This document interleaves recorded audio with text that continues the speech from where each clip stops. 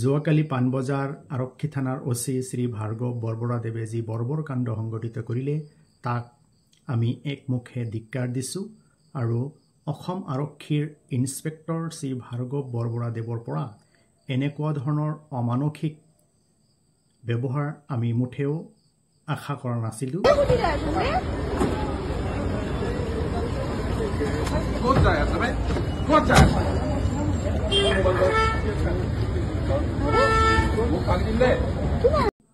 গতিকে তেনে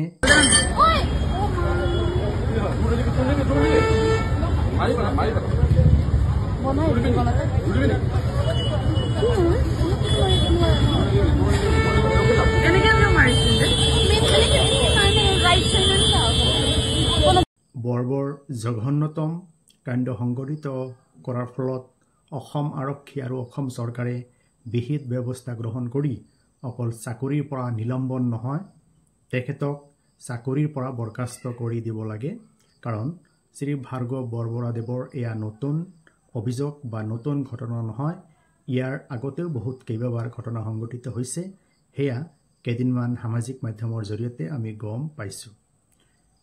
এই ক্ষেত্ৰত মই এটা কথা অৱগত কৰিব বিচাৰিছোঁ, দ্য আছাম পুলিচ এক্ট 2007 এই আইনখনৰ ধাৰা 47ত স্পষ্টকৈ উল্লেখ কৰা আছে role and functions of the police.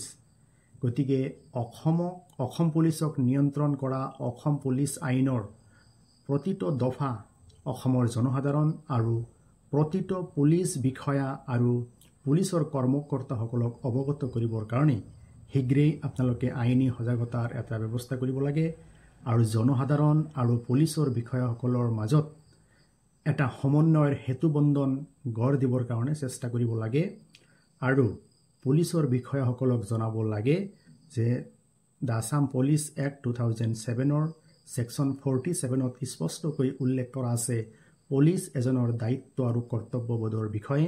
ইয়াৰ প্ৰথমটো দায়িত্ব আৰু কৰ্তব্যবোধটোৱেই হৈছে টু আপহোল্ড এণ্ড ইনফৰ্চ ল ইম্পাৰ্চিয়েলি। নিৰপেক্ষভাৱে আইন যে প্ৰয়োগ কৰিব লাগে এয়া পুলিচৰ দায়িত্ব আৰু কৰ্তব্য। তাৰপিছত to protect life, liberty, property, এজনৰ জীৱন, স্বাধীনতা, সম্পত্তি যে ৰক্ষা কৰা দায়িত্ব পুলিচৰ, সেই কথাও ইয়াত স্পষ্টকৈ উল্লেখ কৰা আছে। হিউমেন ৰাইটছ, মানৱ অধিকাৰৰ বিষয়বোৰ যে সুৰক্ষিত কৰিব লাগে সেয়াও পুলিচৰ দায়িত্ব আৰু কৰ্তব্যবোধৰ ভিতৰত পৰে। Dignity of the members of the public, সাধাৰণ জনতা অথবা ব্যক্তি এজনৰ ডিগনিটি যে মেইনটেইন কৰিব লাগে সেয়াও আচলতে পুলিচৰ দায়িত্ব আৰু কৰ্তব্যবোধৰ ভিতৰত পৰে। গতিকে পুলিচ বিষয়াসকলৰ মাজত অসম পুলিচ আইন 2007ৰ সমস্ত ধাৰা, উপধাৰা আৰু পুলিচৰ দায়িত্ব আৰু কৰ্তব্যবোধৰ বিষয়ে সজাগ সচেতনতাৰ বাবে এই বিষয়খিনি পুলিচ বিষয়া আৰু পুলিচ আৰক্ষীসকলৰ মাজত প্ৰশিক্ষণৰ ব্যৱস্থা কৰিলে অনাগত দিনত অসমত এনেকুৱা ধৰণৰ অনাকাংক্ষিত ঘটনা সংঘটিত নহ'ব বুলি মোৰ দৃঢ় বিশ্বাস।